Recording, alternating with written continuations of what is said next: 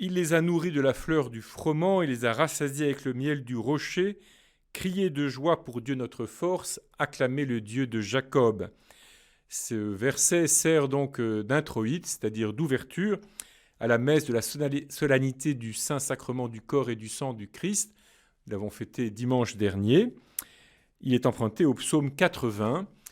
Ce verset désigne les fils et les filles d'Israël, le peuple tiré de l'esclavage en Égypte, que Dieu conduit à travers le désert et qu'il nourrit avec la manne, comparée à la fleur du froment, et avec le miel du rocher, ce qui veut dire qu'il n'y a pas grand-chose d'autre à manger d'une certaine façon que ce que l'on arrive à recueillir sur le rocher, parce on ne peut pas cultiver. Mais comme nous l'avons médité hier, c'est que Dieu se prépare à faire entrer dans la terre promise, la terre que le peuple pourra cultiver par lui-même et qui donnera ses propres fruits, permettant au peuple d'Israël de se nourrir lui-même, par lui-même. Mais dans ce verset, donc, la tradition chrétienne reconnaît une annonce de l'Eucharistie, où le Seigneur nous donne, à travers le temps, une nourriture qui est comme ce qu'il y a de plus précieux que l'on puisse recueillir de l'expérience terrestre.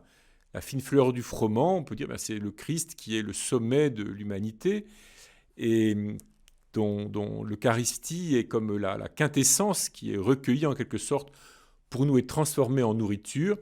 Et le miel du rocher, c'est la douceur qui nous est donnée dans le mystère du tombeau, dans le mystère pascal du Christ. Nous pouvons recueillir une douceur et du sucre donc qui nous reconstitue, qui nous redonne de l'énergie pour avancer dans l'espérance. Ce verset, nous pouvons l'entendre donc de nous tous, mais nous pouvons l'entendre spécialement des saints, et en particulier des saints ermites, et du saint que nous fêtons aujourd'hui dans notre diocèse, Saint Berthaud. Est-ce que vous connaissez Saint Berthaud ? Quelques-uns sûrement, surtout ceux qui habitent près de Chaumont-Porcien, mais peut-être que ceux qui habitent ailleurs le connaissent un peu moins. Ce que nous connaissons de Saint Berthaud relève de la légende, c'est-à-dire pas forcément de ce qui n'a pas existé, de ce qui est inventé, mais de ce qu'il faut lire. La légende, c'est avant tout ce qu'il faut lire, ce qui doit être lu, legenda est, ce qui est à lire, notamment lorsque, dans un monastère, au réfectoire, on lit la vie des saints pour éclairer tous ceux qui participent au repas. Il ne s'agit donc pas d'exactitude historique, mais de nous faire comprendre le mystère spirituel, l'intériorité spirituelle d'une personne. Et donc la vie que l'on raconte veut que Saint Berthaud soit né vers 472. Il aurait été le fils de Talus, un roi d'Écosse.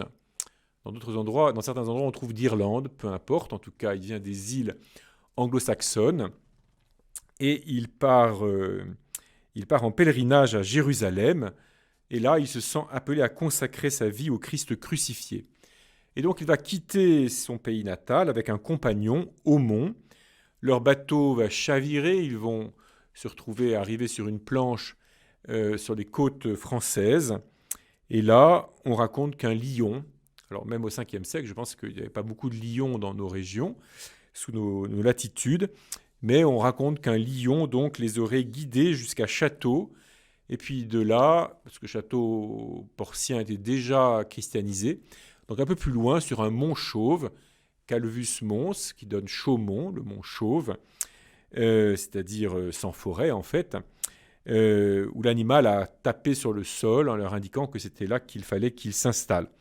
Ils sont allés voir Saint Remi, à l'époque évêque de Reims, comme nous le savons bien, et Remi a ordonné Berthaud prêtre. Et ils se sont installés donc, Berthaud et puis Aumont, sur ce mont chauve, qui va donner le village de Chaumont-Porcien, progressivement. Et ils vont vivre là une vie d'ermite au milieu d'une population très dispersée, mais pas encore vraiment christianisée. Et précisément, ils vont être le signe de cette humanité nouvelle qui est nourrie du don de Dieu, qui n'a pas d'abord à offrir des sacrifices, pour nourrir les dieux, mais que Dieu lui-même nourrit avec la fleur du froment et le miel du rocher sous cette apparence ou cette forme paradoxale de l'Eucharistie. On raconte aussi qu'à proximité, à Hauteville, vivaient deux sœurs, Olive et Libérette, qui toutes les deux ont voulu vivre aussi, qui étaient les filles du comte de Hauterive, et qui toutes les deux ont voulu aussi vivre comme ermites en s'aidant de la présence de Berthaud et de Aumont. Donc elles venaient régulièrement, en franchissant la rivière, pour célébrer, pour participer à la messe. Chacune d'elles avait une cellule auprès de laquelle coulait une fontaine, et ces fontaines sont censées être thérapeutiques. Et une de ces fontaines donc a donné son nom au lieu dit la fontaine Olive. Et aujourd'hui, nous avons la chance, depuis 1973, qu'au lieu dit la fontaine Olive, il y ait un Carmel. Et là encore, je m'adresse à vous tous, chers auditeurs et auditrices. Connaissez-vous le Carmel de la fontaine Olive ? Si ce n'est pas le cas, il est caché dans la forêt, mais je vous invite à essayer de le trouver. C'est assez facile aujourd'hui grâce au GPS, mais les sœurs seront toujours heureuses de vous accueillir, en tout cas à mesure que le confinement va tomber. Voilà. Donc Berthaud, Aumont, Olive et Libérette vivaient de ce que l'Eucharistie signifie et nous fait toucher du doigt, la proximité de Dieu, son amour manifesté en Jésus, et dont l'Eucharistie est l'ultime geste, la plénitude de l'Eucharistie qui accompagne nos vies, souvent marquées par le manque. Sommes-nous capables de reconnaître dans l'Eucharistie la plénitude des dons de Dieu, alors que nous avons tellement l'habitude de regarder nos vies à partir de ce qui leur manque, de ce que nous n'avons pas. Ensemble donc, ces ermites ont fait monter vers Dieu, d'une région peu peuplée, la louange de la création, vers le Créateur. Ils ont amené à la fois beaucoup de personnes de leur voisinage, parce qu'ils ont dévoilé à tous la dignité de fils et de filles de Dieu. C'est un thème assez fréquent dans les histoires des saints de l'époque mérovingienne, que des fils de rois deviennent ermites. Mais finalement, ces fils de rois, qui étaient les cadets, qui n'étaient pas destinés à régner, eh bien, ils ont consacré leur vie à révéler à tous que tous sont appelés à être les fils et les filles du grand roi, les fils et les filles de Dieu. À une époque de grande inégalité sociale, une époque où ceux qui sont libres, seuls les fils de rois sont vraiment libres, ces ermites ont révélé à tous et partagé à tous, même aux gens des forêts, c'est-à-dire vraiment les gens les plus simples, les moins humanisés aux yeux des autres, ils leur ont révélé à tous que tous étaient appelés à la dignité de fils et de filles de Dieu, et que tous sont appelés à former une seule humanité, portant une unique destinée commune par la puissance du Christ ressuscité qui nous réunit les uns aux autres. Alors, si je continue l'histoire de Chaumont-Porcien, vers 1078, les comtes de Porcien ont adjoint aux quelques ermites qui subsistaient par là un collège de chanoines, c'est-à-dire un groupe de prêtres qui vivaient ensemble et qui s'occupaient aussi pastoralement des habitants de la région. Et en 1147, donc, ces chanoines ont rejoint l'ordre de Prémontré, donc un ordre nouveau fondé par saint Norbert à Prémontré, qui est aujourd'hui dans l'Aisne. Donc vous voyez que nous sommes toujours dans la proximité de notre région, où il s'est passé beaucoup de choses. Norbert était le fils d'un grand seigneur allemand, mais à travers différents événements de sa vie, il est venu s'installer donc à Reims, puis à Prémontré. Et donc il a fondé un ordre de chanoines, donc de prêtres vivant ensemble, mais s'occupant de paroisses aux alentours et se retrouvant pour se stimuler par la vie commune, se stimuler dans la sainteté, dans l'écoute et le travail de la parole de Dieu, et puis se réconfortant pour repartir avec plus d'énergie, plus de force vers les populations auxquelles ils étaient envoyés. L'abbaye a duré jusqu'au XVIIe siècle, où elle a été transférée un peu plus loin, parce qu'elle a souffert des guerres de religion, elle a souffert de toutes les guerres qui ont précédé aussi l'accession d'Henri IV au trône. Notre région, comme vous le savez, a beaucoup souffert de toutes sortes de guerres au cours des temps. Et donc, si vous ne connaissez pas cette région de notre diocèse, voilà un bon lieu de découverte entre Chaumont-Porcien, les Monceries, la Fontaine-Olive. Vous y découvrirez quelques siècles des débuts de la vie chrétienne dans notre pays et de l'intensité de cette vie chrétienne. Alors tous ensemble, prions au nom du Père et du Fils et du Saint-Esprit. Amen. Dieu notre Père, tu as appelé saint Berthaud à une vie de prière dans la solitude. Accorde-nous par son intercession de rechercher sans relâche ton royaume, afin de te contempler un jour dans la gloire, par Jésus-Christ ton Fils, notre Seigneur et notre Dieu, qui règne avec toi et le Saint-Esprit, maintenant et pour les siècles des siècles. Amen.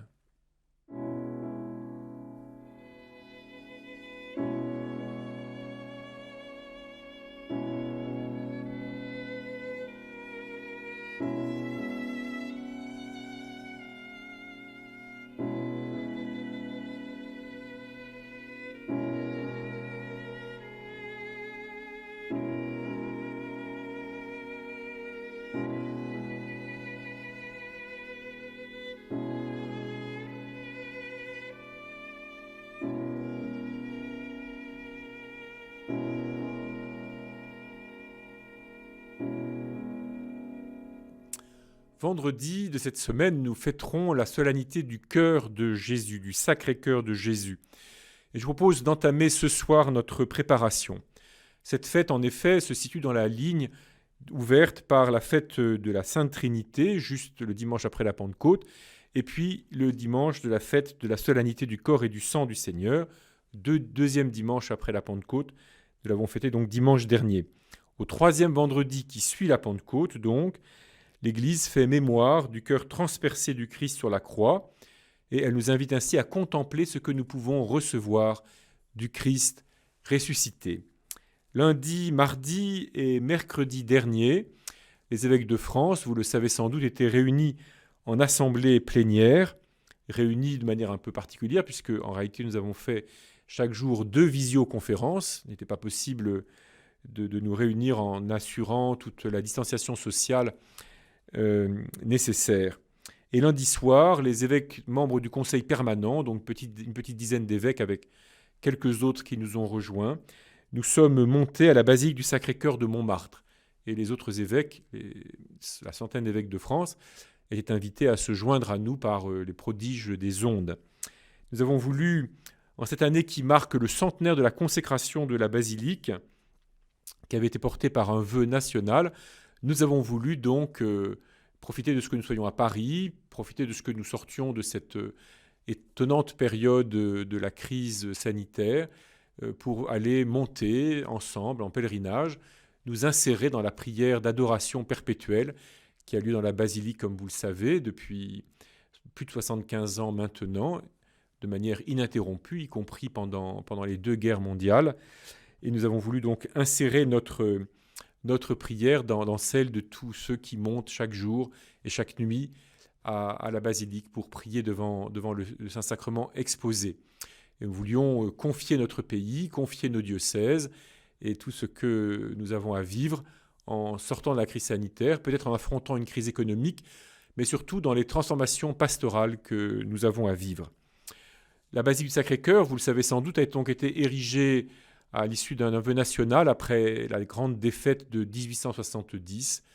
C'était l'idée de 2 jeunes laïcs, 2 pères de famille, Alexandre le Gentil et son beau-frère, Hubert Rouault de Fleury.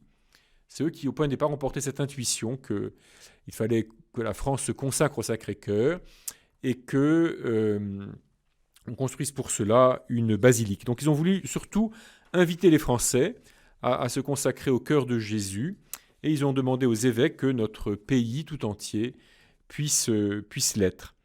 Après le désastre, ils voulaient confier au Seigneur le relèvement de notre pays pour que ce relèvement ne soit pas animé par la soif de revanche, par la peur de la révolution sociale, par la volonté de s'enrichir simplement, mais que le relèvement de notre pays puisse être animé de l'intérieur par l'amour de Dieu et l'amour du prochain.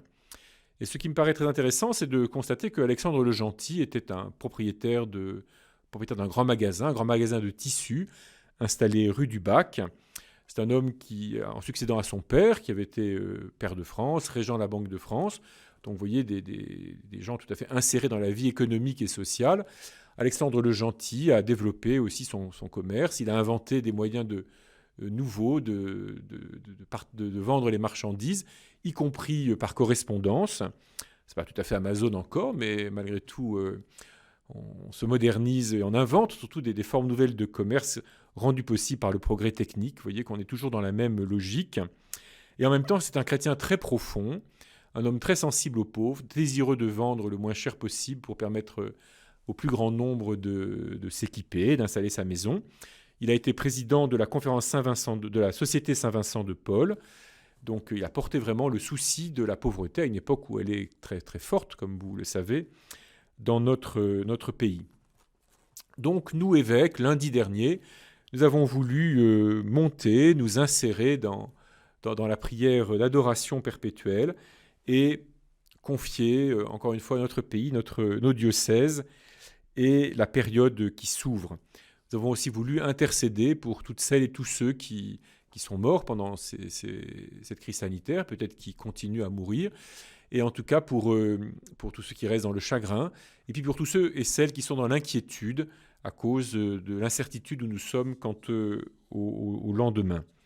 Dans le cœur transpercé du Christ, il nous est donné de contempler l'amour de Dieu, et cet amour de Dieu, nous le savons, n'est pas qu'une bienveillance passive, mais c'est l'engagement de Dieu, vécu jusqu'à l'extrême, dans l'incarnation du Fils, dans sa vie au milieu de nous, dans sa passion, dans le don de l'Esprit Saint et de l'Eucharistie. Et donc, en guise d'intercession, je vous propose la prière que nous, évêques, avons prononcée lundi soir. Seigneur Jésus, après ces mois d'épreuves sanitaires, en communion avec tous nos frères et sœurs dans la foi, nous te confions ceux qui sont morts et ceux et celles qui laissent dans le chagrin. Nous venons te rendre grâce et te confier notre pays. Sois béni d'avoir été à nos côtés alors que nous traversions l'épreuve de la pandémie, comme tu nous as protégés en bien d'autres circonstances de notre histoire. Sois béni pour la prière que ton esprit a maintenue vivante, alors que ceux qui croient en toi ne pouvaient se rassembler pour te célébrer. Sois béni pour les multiples gestes fraternels à l'égard des plus démunis et pour le dévouement des soignants. Sois béni pour l'accompagnement des malades et le soutien aux familles éprouvées. Sois béni pour l'engagement de ceux qui doivent veiller sur toutes les composantes de notre communauté nationale. Nous t'en prions. Accorde maintenant à tous la grâce du discernement et de la détermination pour mettre en œuvre les changements nécessaires et faire face aux difficultés de la période à venir. À chacun des membres de ton Église, accorde d'être attentif à tous et d'annoncer ton évangile. Remplis-nous de l'amour qui vient de ton cœur, jusqu'au jour où tu nous accueilleras dans la cité céleste. Amen. Et prolongeons cette prière en nous tournant vers le Père, puisque Jésus, le Fils bien-aimé, ne cesse pas de nous tourner vers le Père. Notre Père, qui es aux cieux, que ton nom soit sanctifié, que ton règne vienne, que ta volonté soit faite sur la terre comme au ciel. Donne-nous aujourd'hui notre pain de ce jour, pardonne-nous nos offenses, comme nous pardonnons aussi à ceux qui nous ont offensés, et ne nous laisse pas entrer en tentation, mais délivre-nous du mal, car c'est à toi qu'appartiennent le règne, la puissance et la gloire, pour les siècles des siècles. Amen. Et confions notre diocèse à Notre-Dame de Neuvisi. Notre-Dame de Neuvisi, Notre-Dame du Bel Amour, notre diocèse se confie à toi en cette étape nouvelle de son histoire.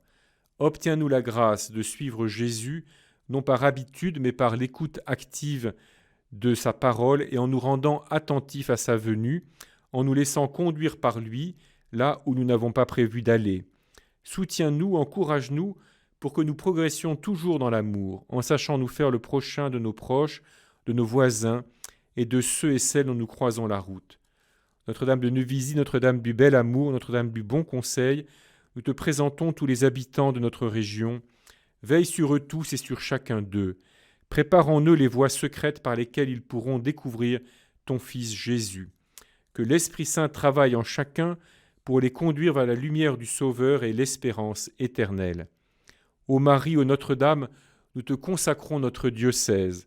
Notre-Dame du Bel Amour, Notre-Dame du Bon Conseil, Notre-Dame de Neuvisi, garde-nous unis à ton cœur immaculé. Demande avec nous pour notre diocèse, ô Notre Mère, les vocations de prêtres, de diacres, de religieux, de religieuses, de consacrés et consacrées, et tous les ouvriers nécessaires pour la moisson. Ensemble, nous te disons, je vous salue Marie, pleine de grâce, le Seigneur est avec vous. Vous êtes bénie entre toutes les femmes, et Jésus, le fruit de vos entrailles, est béni. Sainte Marie, Mère de Dieu, priez pour nous pauvres pécheurs, maintenant et à l'heure de notre mort. Amen. Le Seigneur soit avec vous et avec votre esprit. Que Dieu Tout-Puissant vous bénisse, le Père, le Fils et le Saint-Esprit. Amen. Et unissons nos voix à la louange céleste grâce au chant des moines de Cœur Moussa.